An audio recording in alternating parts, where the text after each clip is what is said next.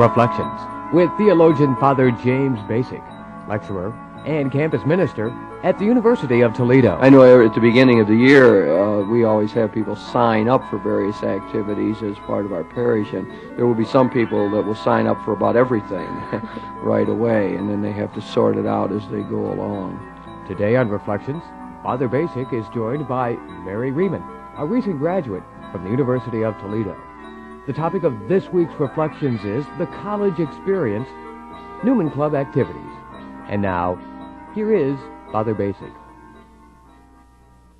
Well, Mary, I really appreciate you taking time out to be on this program with me, because I wanted to talk a little bit about college life, and especially the revival of Newman clubs on the university campuses these days. And since you've been a member of our Newman Club over a number of years, I thought you'd be a good person to talk to about that. How long were you in the Newman Club? I was in for the 4 years that I was in school. Mm-hmm. So you joined right when you were a freshman. Right. Well, the Newman Club is really an organization for Catholic students on campuses. It's named after John Henry Cardinal Newman, great religious figure of the 19th century in England. He was an Anglican, a convert to Catholicism. In fact, his great home was at Oxford University, my own alma mater, and he was an outstanding intellectual of the time, wrote many books, and was a cultured and civil gentleman, and was very interested in the whole of university life. In fact, he founded a college then in Ireland, his own college, and it was an attempt to put into practice a lot of his ideas. He wrote a famous book called The Idea of a University, and so he became the perfect sort of person to have as a patron for these Newman organizations. This in the United States, they really began back at the turn of the century. University of Wisconsin had what they called a Melvin Club, and then at the University of Pennsylvania they started Newman clubs early in the 20th century. They were an attempt at that time to get Catholic students together and to try to sort of form an enclave where they could be protected from a lot of the things that were wrong in the university. They were it was a question of Catholics worrying that the students would get sort of corrupted by the courses and by what was going on in the university setting, and so it became a place where they could sort of withdraw, have their own places, their own social activities, and so on. Now, I think over the years then, I mean, just to complete this history a little bit, they became really big and powerful, and there were Newman clubs all over, and then they went into a decline. I would say in the time of the Vietnam War, this happened especially because people were saying, well, they had other things to do than being involved in Newman clubs, and the National Newman Organization sort of went out of existence at that time. And there was a sense during that time that, well, we would make these university parishes where the Catholic students could come and be involved, and that but we wouldn't have Newman clubs. In fact, when I was first at the Bowling Green State University, it was a big thing at those times to tell people, well, you don't really have to, we don't have a Newman club. That was a big thing. When the freshmen came, we said, we do not have a Newman club. Your parents probably told you to come and be part of the Newman club, but we don't have one. Well, we encourage you to be involved in the life of the campus, and then we'll have our masses for you and educational opportunities. And now it's only been in the recent past, now we're coming up to your own time in history, where we had a revival of the Newman clubs. This occurred at the University of Toledo just 7 years ago, and as a matter of fact occurred in a number of universities around the country shortly after that time, or around that time, where it was a new feeling that this would be a good thing to have these Newman clubs. So that maybe brings us up today. Now, why don't you tell me a little bit about how you've experienced it, or how you originally got involved, or why you got involved, and so on. Well, when I first came to the university, I was interested in getting involved in campus, one, because the University of Toledo is such a high commuter school that the dorm life doesn't really offer a lot of opportunities itself. You have to kind of work that into the university life. And being a Catholic, I knew it was something that I identified with and could find similar values or functions that I wanted to be a part of. And I actually got involved through another student who was a senior at the time, and I had known her through other parish activities in my own parish at home. I wonder if that isn't fairly common for people to get involved in that way because they hear about it from somebody else. I think that generally speaking that's true for people who get involved in any sort of activities or organizations. It's often because they run into somebody who says, oh, this is a good thing to do, or you'd enjoy it, or welcomes you, or asks you to be a part of it. I think that makes me think these days that, you know, there really are a lot of religious organizations on campuses all over, and who are making an outreach to students like that. Some of them do it in very aggressive fashion, and you know, their members are out really looking and trying to get others in join the group. So they're really on a campus. There's just many religious organizations and possibilities. And I suppose one good thing about having that Newman Club name is that there's sort of a tradition. Right. I don't know. Had you ever heard of that before you came to campus? Did Newman Club or Newman Center, anything ever ring a bell with you? I did hear about it. In fact, when I was looking at colleges, when I would go visit them, I would ask if they had a Newman Center or Newman Club, and how active was it. Really? Why was that? Because you had heard it, or your folks told you about it, or? I had heard it from my older brothers and sisters, in fact. Oh, really? So that's how I became involved at first. Yeah, well, that's there. As I was thinking about it, there is sort of an advantage in having a name that people recognize, like the Jewish community has the Hillel Society, and that, I mean, that means something to them. You know, they recognize it, and so on. The Methodists would have Wesleyan groups, and so on. So that I do think there's a certain advantage in that name recognition. So you found out about it from another student, and then tell me more from there. From that point, I was pretty remotely involved. I didn't jump into it, but I got involved. I was going to Mass every weekend, and so I met another student who talked to me about reading and, you know, lecturing and ushering and things like that. At that point, I started to know some of the other people in the parish who were involved in the Newman Club and things like that. It wasn't actually until spring quarter that I took part in one of the functions offered by the Social Justice Committee, and that was a spring trip to Appalachia. Oh, that's quite a thing. I know that's something our Newman Club does every year. I want to get to that. Why don't we just save that a minute, because there's a part of the psychology there that I want to investigate of not getting involved right away. I noticed that students seem to do that in two different ways. Some sign up for everything and get real involved right away, and often find themselves overcommitted and have to drop out of things. And other students seem to adopt a more cautious attitude of saying, well, I'm going to wait and look around and see how heavy my class load is and what I really want to do, and so on. You sort of adopted the more cautious approach. Right. Huh? Yeah, but you do see others who sort of jump in. I know at the beginning of the year, we always have people sign up for various activities as part of our parish, and there will be some people that will sign up for about everything right away, and then they have to sort it out as they go along. So you exercise some caution along that line. Right. Huh?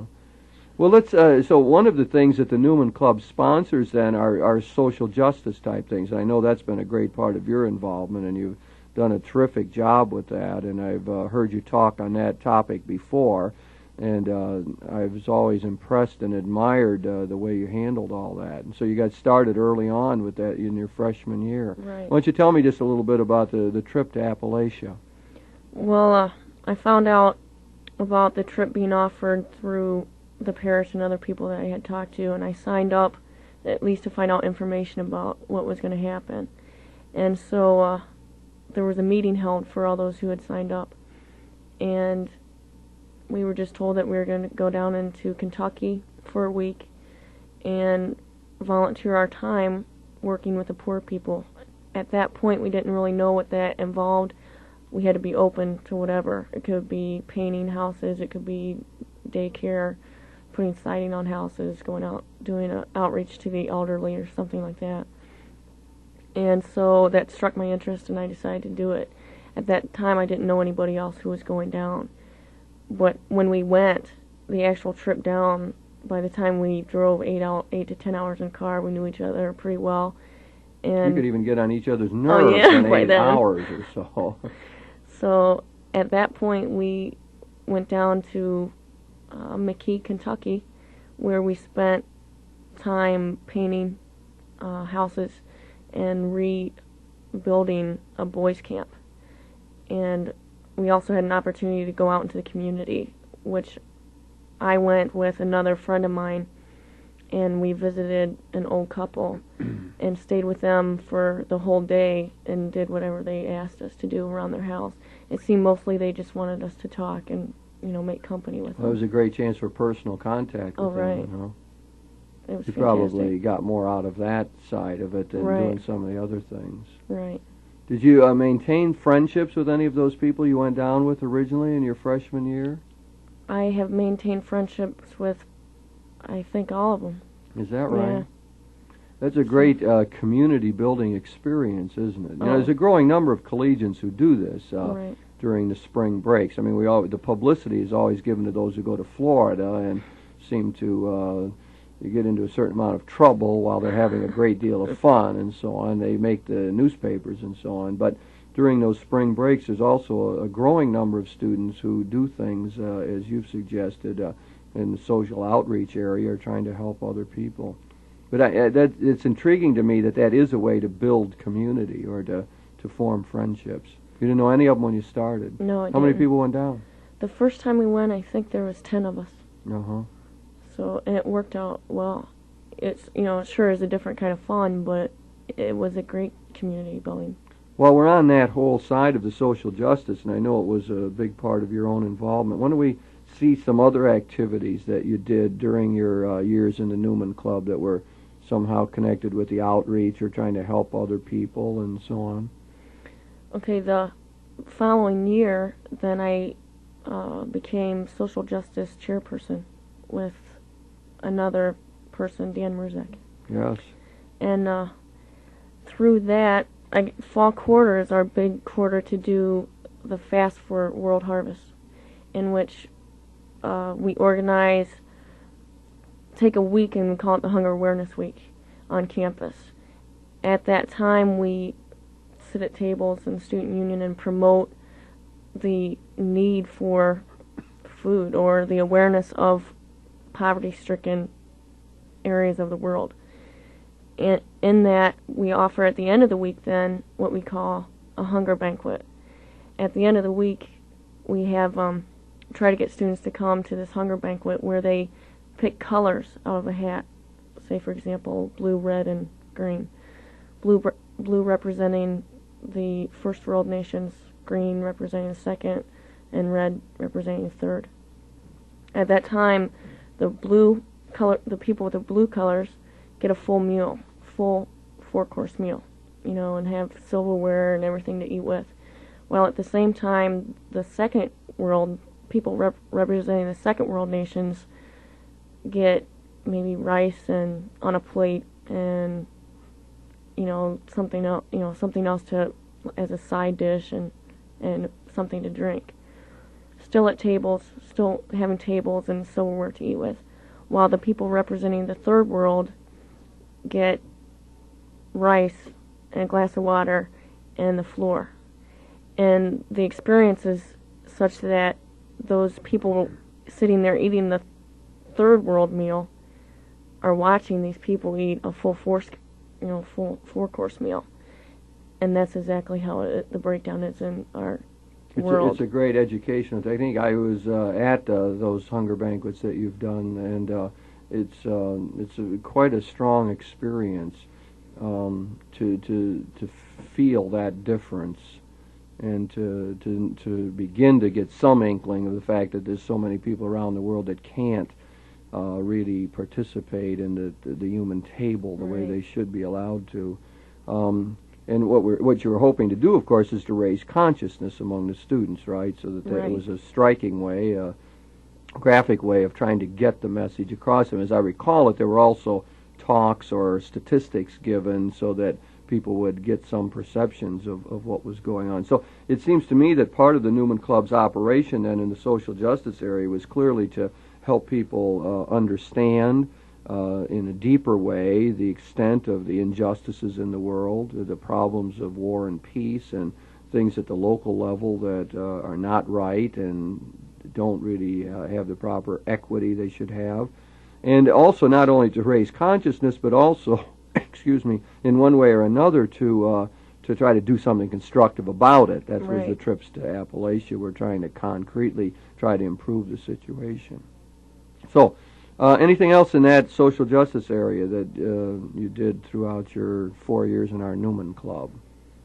Well, we did a lot of small meetings here and there, but one regular thing that we did was the Pizza for the Poor program, in which on every second Thursday night we have a group of students who meet and make an odd number of pizzas that are distributed to area soup kitchens and well used in the area.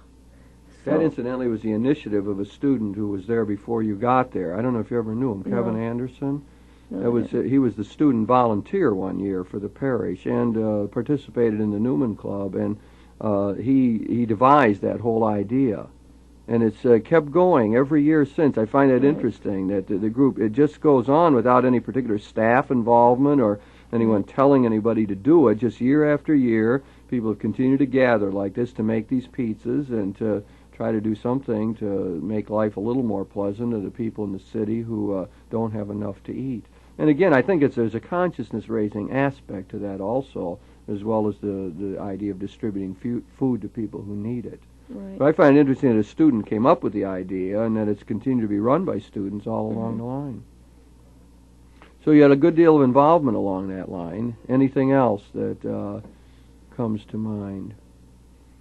I think at least in my involvement with the social justice issues, it has been very productive in the sense that it has made me want to find out what's going on in my own community.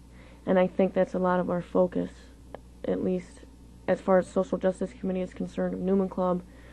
We really try to build awareness of what's going on right here and what can we do right here.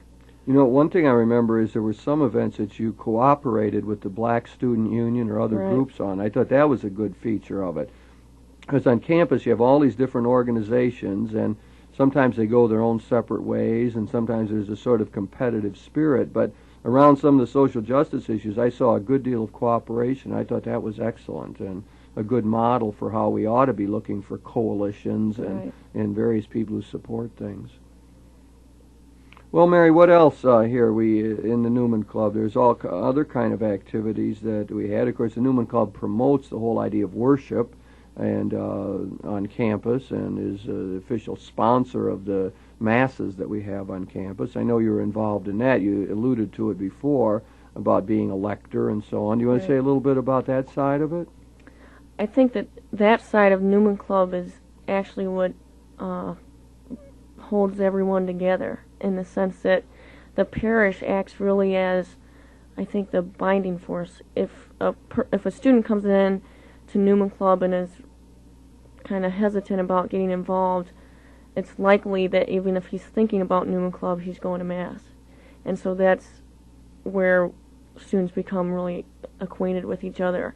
And the fact that students can actually lecture and distribute communion and things like that gets the other students to see that students can actually participate that way. And I think that's been a big aspect as far as Newman Club is concerned even. I mean, it's something that people are able to see you up there and doing the reading of the scriptures, functioning as the lector, and then the idea of being a Eucharistic minister is, of course, an honor in our university parish. We choose people who have been involved, students who have, in one way or another, shown that their commitment to the life of the parish, and it's always done by a staff selection, so you can't just say, I'm going to be a Eucharistic minister, but we choose them based on involvement and commitment and so on. So that was an honor that we accorded to you, and then that becomes and there's also a visibility about this. I mean, I always thought it was good if you, being the chairperson of a social justice committee, then were also involved in the masses. It makes a nice link, because one of the messages we were always trying to get across in the Newman Club is that, well, there's a linkage between prayer and everyday life. There's a way in which we want to join liturgical celebration and involvement in social justice.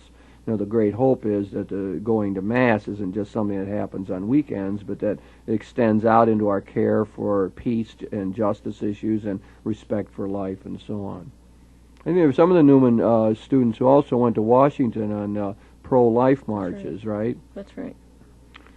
Okay, so then so the whole liturgy. Is there anything else you want to say about the liturgy? I like to point you, that's sort of the main community-forming element in the parish, and it's where people gather and you get to know one another. I know one of the things that's always striking is the end-of-the-year masses, or times before people go home. I was thinking of the Newman Club sponsoring the whole the Mass before Christmas. We usually have that in like the second Sunday of Advent or so on. We have our own Christmas Mass, the last time the students are gathered. And then there's Mass at the end of the academic year, which lately we've been calling the God Help Us Mass, I think, thinking about the fact of exams and so on. Right. But those are always seem to me to be special liturgies. I think they draw a lot of people in the sense that, for example, the Christmas Mass has always been just a fantastic way to get students together, like you said, right before you go home. And it's always, in that sense, really, I think students really can see the Mass as a celebration because you're all together and, right before finals, or even if it's just you all go with your friends. Yeah, there's a real shared experience, and I like your word celebration because it's usually got an upbeat tenor to it, and you get a sense of what community might be all about. Okay, how about the God Help Us Mass? Well, those I find it kind of humorous in the sense that we usually get a lot of people there. Yeah, and, I know. And so I think that it's really been beneficial. Even in the sense of involvement by students, now that's really starting to take off. And Newman Club members really want to be involved with it. I think the music and just the different approaches to doing the liturgy have been even taken over by some students. Yeah, I always like to see that when the students take hold. There could be a little trouble with this theology about this God Help Us Mass. I'm always a little careful. I mean, it's a catchy title, but we got to be careful that we're not thinking any magical terms. I suppose when I preach at that Mass, I usually try to remember that in some ways. I mean, we're not thinking we're going to suddenly... students who have not worked all quarter are going to get God's help and pass these exams or something. I think we like to think of it in terms of realizing that in all moments of life we're supposed to find God, and God's present in all of the activities, and even the most pressurized ones, which usually divert our attention or cause us to be egocentric or turned in on ourselves or get in a bad mood or be hard to deal with and so on. Even in those kind of pressurized situations, which exams surely are, we want to find God there and remain charitable and remember that we do have certain obligations to the community and to other people as well. So it's not just a totally egocentric time for people. Right. Well, Mary, what also other things that our Newman Club sponsors would be educational activities also. You want to say anything about those kind of activities? I know that recently, in fact, the Religious Committee and the Education Committee of Newman Club co-sponsored Dr. Gillis to talk about cocaine. Yes. And those talks usually, kind of surprisingly, I guess, usually draw quite a good number of students. And I know that Dr. Gillis is well known in that area. So, but events like that just are what I think students look for or hunger for, in a sense of, I want to deepen my knowledge, but I don't want to take a class about it. So they really offer the student a time to reflect or at least think on different issues concerning students or the general population even. I think one of our hopes always was in our educational opportunities and programs that the whole religious dimension would be brought in. That there's a lot of things on campus that are studied from a secular viewpoint, and not having a department of religion or a program in religious studies, it's always seemed important to us to get the religious side to questions into the picture, and to remember our heritage and how the religious traditions can influence the current debate on questions, and how we bring up ethical and moral considerations in all of it. So that's been an important part of it. And so I think our educational thing is a vital part of what the Newman Club was all about. I think that probably we'd look there and we'd say, well, we'd hope to find ways to improve that whole effort. I know in the past, our Newman Club Educational Committee was the real impetus behind a major conference on campus that eventually brought on the Bishop's Economics Pastoral. It brought to campus the mayor and the bishop and major CEOs, chief executive officers of major corporations, labor leaders, and so on. And I always looked at that as being a real model. It was terrific. One of our students really was behind that and came out of the Education Committee and proved to be a marvelous opportunity for the whole community to learn. Right. Mary, we ought to save just a couple seconds here to talk about social activities, because the Newman Club also does that. Well, Newman Club is, in fact, becoming more well-known about socially on campus, and in that aspect are even competing with some of the Greek system in the sense of, homecoming and important events like that. Meaning that Newman Club would have a homecoming queen candidate and a float and so on, yes. So as many people listen to that, Mary, that's a throwback to the 1950s. That's very much how the Newman Clubs operated back in the 1950s. I think in that capacity, Newman Club is becoming a very well-known organization, and even those are very community building and welcome usually to anybody on campus. So it's a good thing because it exposes not only Newman Club to campus, but other students to students who are in the Newman Club. Yes, And there's a certain open spirit that's created there that I really think is important. And the Newman Club is very involved in Songfest, major social event on campus. And also I think you've had your own dances and parties and so on. Yeah, a chance to meet others and to socialize in many ways. I think the social events draw a good number of students, right? I think it's important, too, because Newman Club sometimes has a somewhat of a negative connotation with it to people who don't know about it. If they just see Newman Club as a Catholic religious organization, people are reluctant to get involved because they don't think that there is a social aspect to it. And there is. In fact, it's a big, big part of it. Yes. And so it gives a more well-rounded picture. In fact, as you're talking here, I'm thinking the Newman Club is great because, it does have this well-rounded, integrated approach. I mean, here you've got involvement in social justice. You got the opportunity to worship together, to learn more about prayer life. There's the whole educational side of it, classes and seminars and lectures that you have the opportunity to do. And then there is the social side. It's a chance to meet people, to have parties together, and so on, and all done with a focus, a real Christian focus, and working out of the Catholic heritage that we think pulls it together and gives us a sense of integration. And so what our hope is that as students go through it all, they learn more about Christ and are more focused on Him. And I must say, Mary, to me, you've been a great example of that, been a real inspiration, and you've it really enriched our whole Newman Club operation, and I want to thank you for that.